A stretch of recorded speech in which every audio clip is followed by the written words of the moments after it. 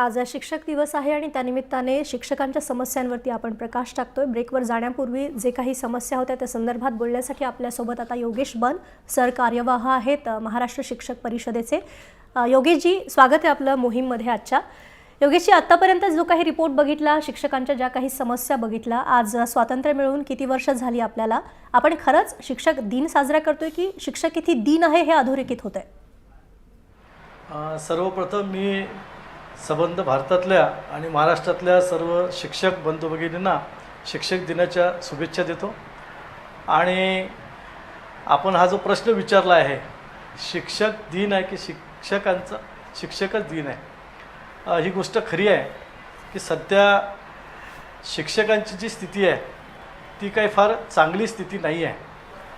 महाराष्ट्र शासनाने आणि देशभरामध्ये हे जे कंत्राटी शिक्षक आणि नेमण्याचं काम सुरू केलेलं आहे, त्यामुळे शिक्षकाचं जे काही वेतन त्यांना मिळायला पाहिजे ते त्यांना मिळत नाही। कारण वेठबिगारासारखी त्यांची स्थिती झालेली आहे। जेव्हा महाराष्ट्र शासनाने शिक्षक सेवक ही संकल्पना आणली आणि त्यावेळेस काही शिक्षक संघटना जेव्हा कोर्टात गेल्या आणि शासनाला जेव्हा विचारलं की आपण या शिक्षकांना केवळ 3000 रुपये आणि मानधन देता, तर या तुमच्या मंत्रालयामध्ये काम करणारा जो काही सफाई कर्मचारी आहे त्याला किती पगार देता तुम्ही? तेव्हा शासन निरुत्तर झालं। म्हणजे ज्या व्यक्तीपासून आपण समाजाचे आदर्श नागरिक घडवण्याची अपेक्षा करतो, देश घडवण्याची अपेक्षा करतो, आणि अशा शिक्षकांना तुम्ही 3000 रुपये, 5000 रुपये, 6000 रुपये अशा प्रकारे जर मानधन देत असाल तर खरोखर त्याची मानसिकता ही चांगल्या प्रकारे शिक्षण देण्याची राहील का, याचा शासनाने विचार करायला पाहिजे।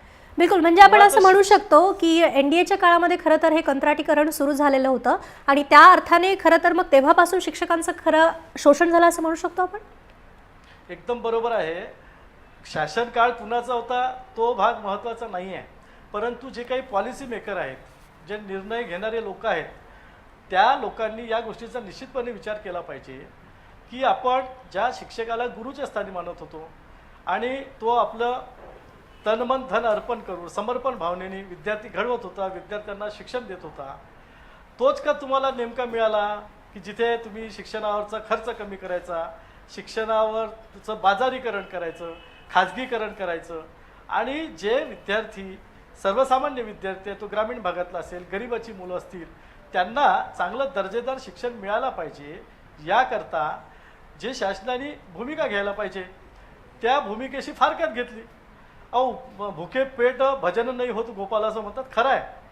त्या शिक्षकाचं जर पूर्ण उदरभरण होणार नाही, पोषण होणार नाही नीट, तर तो खाली डोक्याने किंवा खाली उपाशी पोटाने खरोखर विद्यार्थ्यांना योग्य प्रकारे शिकवू शकेल का? जरी त्याच्या मनात किती असलं तरी त्याच्यामागे कितीतरी व्यथा आहे त्याच्या।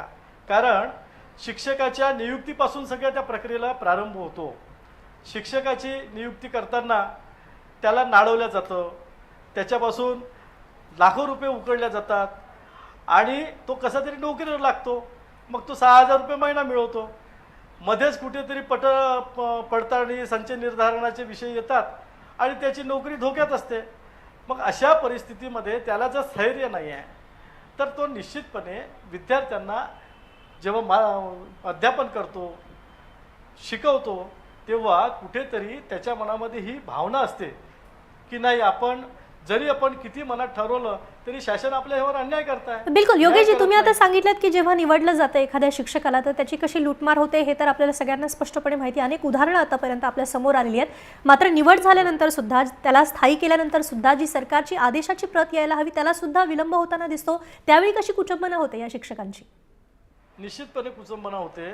कारण तो जेव्हा 3 वर्ष त्याचा पर्यवेक्षणाधीन काल पूर्ण झाल्यानंतर त्याचं त्याला रेकॉर्ड ठेवायचा आहे शाळेला, आणि त्यांना जर त्याचा व्यवहार पटला किंवा त्यांनी सांगितल्याप्रमाणे त्यांना जर त्यांचे पैसे मिळाले संचालकांना तर त्याचा CR चांगला, नाही तर त्याच्यामध्ये कुठेतरी त्याचा CR हा समाधानकारक नाही, अशा प्रकारची सबब पुढे करून त्या शिक्षकाला सेवेतून काढता सुद्धा येतं। अशा प्रकारे पळवाटा आणि या कायद्यांमध्ये आहे.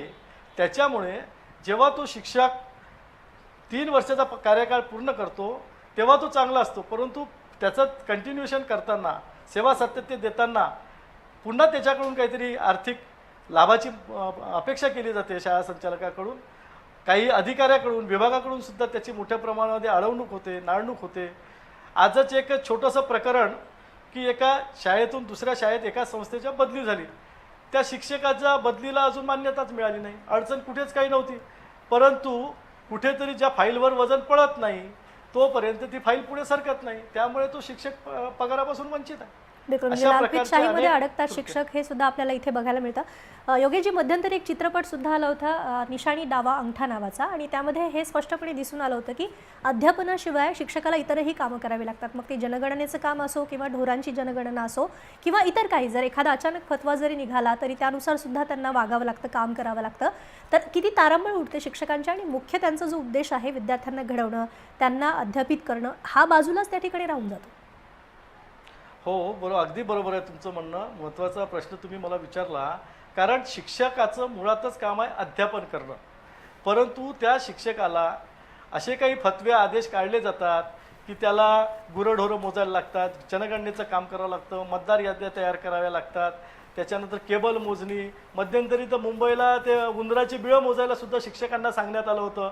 म्हणजे शिक्षणाच्या कामाशिवाय अशैक्षणिकच कामं त्याला जास्त दिली जातात, आणि ते आदेशाप्रमाणे केलंच पाहिजे, नाहीतर तो नियमाचा बडगा असतो, नाहीतर तुम्हाला अशा या कलमानुसार तुमच्यावर कार्यवाही करण्यात येईल.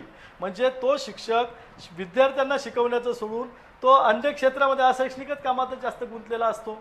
मग मध्यंतरी आचार्याचं आचारी करण्याचं काम सुरू झालं. तो पोषण आहार योजना आणली, त्याच्यामध्ये सुद्धा शिक्षकांना गुंतवून ठेवलं. त्याच्या सगळ्या नोंदी ठेवा, रेकॉर्ड ठेवा, नाही का. या सगळ्या कामामुळे शिक्षकाला जे काही मूळ काम आहे, त्याचं अध्यापनाचं काम आहे, त्याला ते करू दिलं पाहिजे. सुप्रीम कोर्टाने सुद्धा त्याच्यामध्ये मागे इंटरव्हेन केलं होतं की बा अशैक्षणिक कामं देऊ नये. RT मध्ये सुद्धा त्याची तरतूद आहे, परंतु ते म्हटलं की फक्त निवडणुकीच्या दिवशीचे कामं सोडून. परंतु अधिकारी आपापल्या प्रकारे त्यांनी अर्थ काढतात, आणि त्याच्यामध्ये शिक्षकांना आतासुद्धा त्या BLOचे कामं आलेली आहेत, ब्लॉक लेवल ऑफिसर, मतदार याद्या करायचं काम आलेलंच आहे. म्हणजे काही ठिकाणी तर असं झालं आहे मॅडम की 100%पैकी 80% शिक्षक आणि फील्ड वर्कवर आहे, आणि विद्यार्थ्यांना शिकवायला शिक्षकच नाही.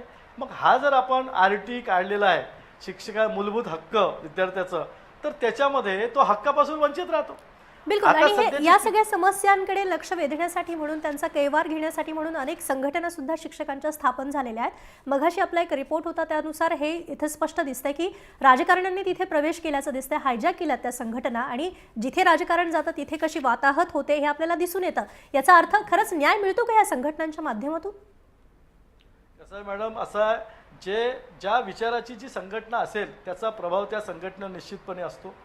आणि आता तर पलीकडे असं होऊन गेलेलं आहे की शिक्षक प्रतिनिधी, शिक्षक आमदार हा शिक्षण क्षेत्राशी संबंधित नसलेलाच व्यक्ती होतो. कोणी पत्रकार होतात, कोणी राजकीय पुढारी होतो, कोणी एखादी कारखानदार होतो. म्हणजे ज्याला आता तर शाळा संचालक आणि संस्था चालकच मोठ्या प्रमाणामध्ये, आता अमरावती विभागामध्ये जी निवडणूक झाली तर त्या निवडणुकीमध्ये संस्था चालकच लोक सगळे मोठ्या प्रमाणामध्ये सहभागी झाले होते, उतरले होते पूर्ण ताकदीनिशी, भरपूर पैसा खर्च केला त्यांनी. आता ज्या संचालकांनी केवळ शिक्षकाचा उपयोग, शिक्षणाचा उपयोग, संस्थांचा उपयोग पैसे उकळण्यासाठी केला, त्यांच्याकडून खरोखर शिक्षकांना किंवा शिक्षणाला न्याय मिळेल ही अपेक्षा करू शकतो का आपण? मुळातच नाही करू शकत.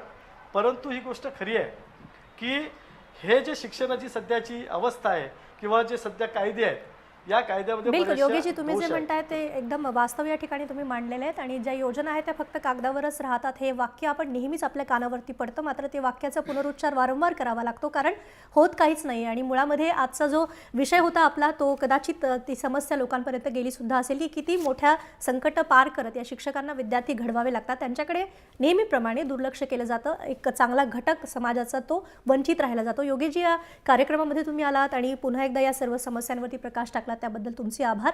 खरं तर आज पंतप्रधान नरेंद्र मोदी यांनी विद्यार्थ्यांसोबत थेट संवाद साधला आणि त्यांच्याशी बातचीत केली. एक चांगला उपक्रम त्यांनी राबवला. मात्र याच वेळी त्यांनी जर कदाचित देशभरातल्या शिक्षकांशी संवाद साधला असता तर शिक्षकांच्या समस्या थेट त्यांच्यापर्यंत पोहोचल्या असत्या. आजच्या या मोहीममध्ये इथेच थांबूया. ताज्या बातम्यांसाठी पाहत रहा जय महाराष्ट्र. थेट, अचूक, बिनधास्त.